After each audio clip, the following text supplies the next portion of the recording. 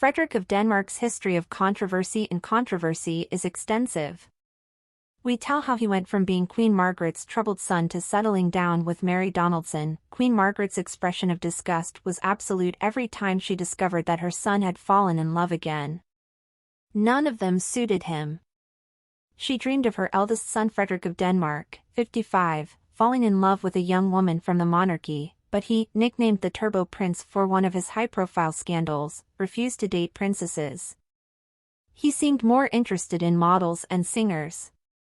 So when a lawyer like Mary Donaldson crossed her life 23 years ago, the Queen rolled her eyes, but realized that the Australian was not such a bad option.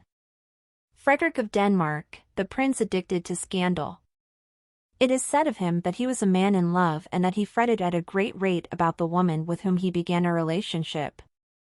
Such was Frederick of Denmark from his teenage years. A lover of love. Until his paths crossed with Mary Donaldson in Sydney, during the 2000 Olympics, he had countless girlfriends in his life, much to the displeasure of the XL eyewear queen. But perhaps the worst was the one that nearly cost Federico the title of prince. Malou Amond was a model with whom a very young Federico began a relationship when he was barely in his early 20s.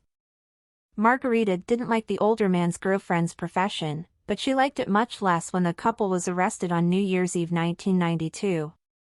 She had been driving his car at full speed while intoxicated, and they ended up getting arrested. It was the greatest scandal of his life, as the matter went all the way to the Danish parliament, where it required the young man to renounce his dynastic rights and for his brother, Prince Joachim, to become heir to the throne. The reaction of the royal house was not only to strip Frederick of his property, but also a letter apologizing for his behavior, while also sending the very young prince away from his fiancée, since he had enrolled at Harvard. For this encounter with cars and speed, he was forever nicknamed Turbo Prince. Studying abroad did not change, even remotely, the love preferences of the son of the kings of Denmark, as the next girl he met was once again a model. This time lingerie. It was Claudia's stork home, and he was very, very serious with her. They had been together for 2.5 years, and without a doubt, this was one of the couples that stood out to him the most.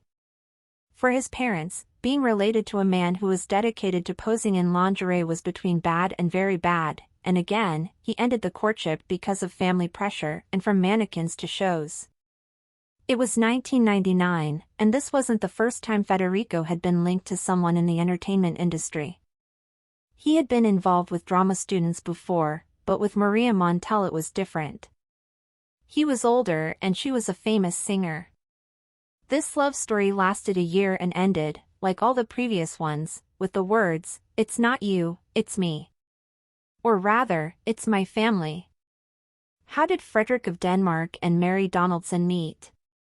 The nervousness of the new millennium brings with it a new Olympics, and Frederick of Denmark doesn't want to miss them. He wants to experience them locally in Sydney and travels there with his brother Joaquin, Martha Louise of Norway and other members of the royal family. There are two versions of how Mary and Federico met, one expressed by them in a pub, over a pint of beer and in a very casual meeting, and one expressed by their entourage, much more formal and in a more formal setting. A dinner to which Donaldson was invited and members of the royal family were also present. The first is much more cinematic. A commoner is talking to a prince and she doesn't know it. Anyway, they both exchange phone numbers and begin a long-distance relationship, which Queen Margaret doesn't like either. He repeatedly travels to Australia to visit her, and 2 years later Mary Donaldson eventually settles in Copenhagen. From then until they announced their engagement, she would devote herself to learning Federico's language, becoming a Lutheran, and beginning the process of becoming the princess her future mother-in-law wanted her to be. In 2003 they announced their engagement, and on May 14, 2004, they said "I do" in a mass ceremony in the capital's cathedral. They have 4 children: Christian, Isabella, Vincent and Josephine, and with them they spent their last wedding anniversary, on which Federico congratulated Mary with a message on social media. "I send you my special love for you, Mary, as a wife and as a mother," he said, taking advantage of the fact that it was also Mother's Day. 19 years later, Frederick of Denmark feels he has finally succeeded in pleasing his mother, who, despite refusing to abdicate at 83, seems satisfied with a daughter-in-law like Mary Donaldson, who knows how to win her mother-in-law's favor year after year and, given what we've seen, it wasn't an easy audience.